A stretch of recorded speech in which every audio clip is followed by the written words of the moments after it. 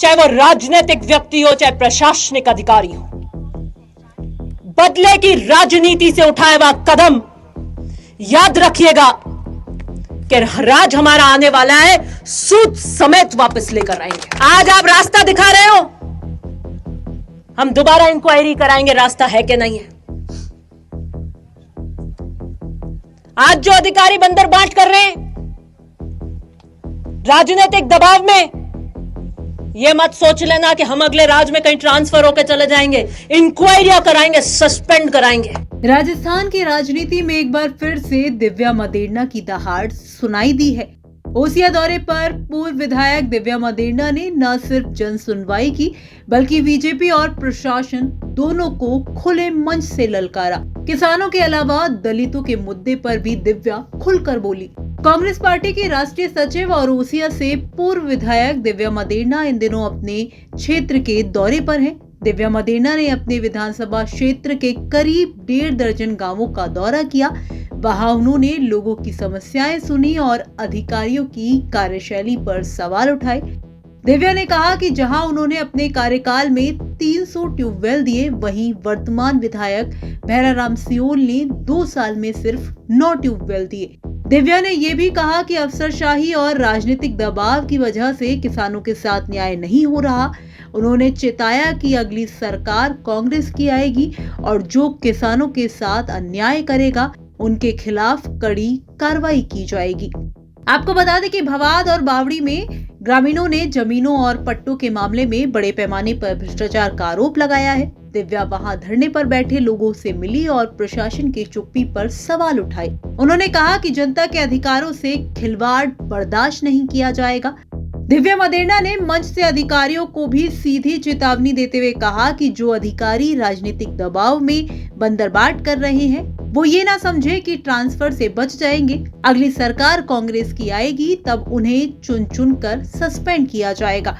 लेकिन आज आपके यहां से चेतावनी देकर जा रही हूं, चाहे वो राजनीतिक व्यक्ति हो चाहे प्रशासनिक अधिकारी हो, बदले की राजनीति से उठाए हुआ कदम याद रखिएगा कि राज हमारा आने वाला है, सूद समेत वापस लेकर आएंगे। आज आप रास्ता दिखा रहे हो, हम दोबारा इंक्वायरी कराएंगे रास्ता है कि नहीं है। आज जो अधिकारी बंदर बांट कर रहे हैं राजनीतिक दबाव में, यह मत सोच लेना कि हम अगले राज्य में कहीं ट्रांसफर होकर चले जाएंगे। इंक्वायरियां कराएंगे, सस्पेंड कराएंगे। इस दौरान दिव्या एक दलित किसान चंपाराम मेघवाल के घर भी पहुंची। आरोप है कि उनका घर प्रशासन ने राजनीतिक दबाव में बुलडोजर से गिरा दिया। उनकी खड़ी फसल भी खराब कर दी गई। दिव्या ने कहा कि ये सिर्फ एक घर नहीं टूटा बल्कि गरीब किसान और दलित समाज के आत्मसम्मान को भी कुचला गया है। उन्होंने ये भी कहा कि कांग्रेस इस अन्याय के खिलाफ पूरी ताकत से लड़ाई लड़ेगी और चंपाराम को न्याय जरूर दिलाएगी। दिव्या मदेरणा ने जगदम्बा नगर में भी ग्रामीणों से मुलाकात की, जहां जलाशय को लेकर बड़ा विवाद है। पहले वहां एक जलाशय बनना था जिससे गांव वालों को पानी मिलता। दिव्या ने आरोप लगाया कि कांग्रेस शासन में स्वीकृत जलाशय को बीजेपी विधायक के दबाव में बदलवा दिया गया है। दिव्या ने कहा कि जनता के अधिकारों पर डाका नहीं डाला जाएगा और वो हमेशा जनता के साथ खड़ी हैं। काफी लंबे समय बाद ओसिया से पूर्व विधायक और कांग्रेस पार्टी की राष्ट्रीय सचिव दिव्या मदेरणा अपनी विधानसभा क्षेत्र के दौरे पर रही और तकरीबन 1.5 दर्जन गांवों का दौरा किया और लोगों से मुलाकात की। लेकिन दिव्या मदेरणा ने एक बार फिर बीजेपी की सरकार पर धावा बोला है। प्रदेश की जो अफसरशाही है और राजनीतिक द्वेषता के पूर्ण जो ओसिया इलाके में कार्रवाई की जा रही है उसको लेकर भी काफी खरी खोटी सुनाई है। दिव्या मदेरणा इन दिनों अपनी जो विधानसभा क्षेत्र है लगातार जो बैठकें भी ले रही है। लेकिन सबसे बड़ी बात ये कही है कि सरकार, राजस्थान की सरकार को 2 साल पूरे होने आ रहे हैं, लेकिन जो यहाँ के विधायक है साफ तौर पर कहा जा सकता है कि जो भाजपा से आने वाले विधायक भैराराम सियोल पर निशाना साधते हुए कहा है कि हालांकि नाम तो नहीं लिया लेकिन कहा कि 2 साल के बीजेपी के राज में 9 ट्यूबवेल आवंटित हुए हैं, जबकि मैंने 300 ट्यूबवेल आवंटित करवाए थे। इसको लेकर उन्होंने सवाल भी खड़े किए हैं। लेकिन सबसे बड़ी बात यह है कि दिव्या मदेरणा ने अफसरशाही पर काफी बड़ा तंज कसा है और कहा है कि ये जो अफसर है इस समय राजनीतिक द्वेष से किसानों के साथ जो व्यवहार कर रहे हैं, किसानों का जो काम अटका रहे हैं, काम नहीं कर रहे हैं, इन लोगों को जैसे ही हमारा राज आएगा तो इनको चुन चुन के इनको निलंबित किया जाएगा, इनके खिलाफ कार्रवाई की जाएगी। लेकिन ये वो भरोसे में नहीं रहे अफसर कि हम यहाँ से तबादला करके चले जाएंगे, लेकिन राजस्थान में जहाँ पे भी रहेंगे इनके खिलाफ कठोर कार्रवाई की जाएगी और इन्हें निलंबित किया जाएगा। तो इस तरीके से अफसरशाही पर एक बार फिर दिव्या मदेरणा ने दावा बोलते हुए इस राजस्थान की सरकार पर सवाल खड़े किए हैं। वहीं वहां के स्थानीय विधायक बराराम सियोल पर भी तंज कसा है।